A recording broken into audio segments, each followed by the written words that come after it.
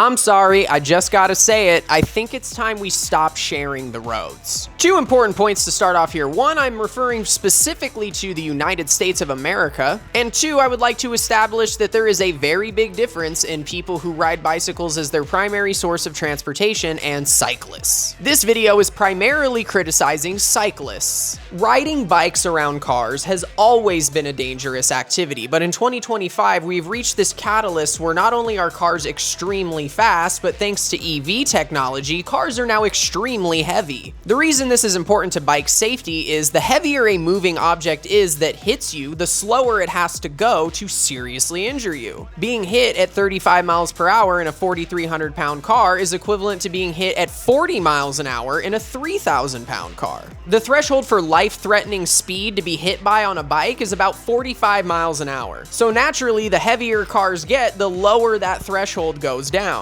But again, we simultaneously have these cars getting heavier and getting faster at the same time. There has never been a more dangerous time to try to ride a bicycle around a bunch of cars. But truth be told, this is really where my gripe with cyclists comes in. If you want to endanger yourself in a relatively isolated environment, that is your right as an American. When you're turning yourself into a liability for thousands of people who have properly integrated into society by purchasing automobiles, you're just being a dick. Remember at the beginning of the video when I said there is a distinct difference between people who ride bikes for transportation and cyclists? I wouldn't be as upset if cyclists rode bikes like people who depend on bikes for transportation. Because I don't know if you've noticed, people who ride bikes because they need to get out of the way of cars and generally are pretty good at riding bikes. Cyclists, on the other hand, like going 4.5 miles an hour up PCH and then they ring their little bell at you when you pass them a little too close. What is the benefit even? The fact of the matter is cyclists shouldn't even be on the road to begin with, so most people who are driving cars are looking out for other cars. They're not looking out for a skinny little bicycle. Most accidents involving cars and bicycles are flat out of negligence, not out of somebody intentionally trying to hurt somebody. So to me, every time I see a cyclist, I see a rolling lawsuit. It really feels sometimes like some of these cyclists are intentionally putting themselves at risk in an environment that is not only dangerous for them, but was really never meant for them in the first place, and they're just waiting for somebody to do something on accident so they can file a personal injury lawsuit. I'm sorry, I think that's bull.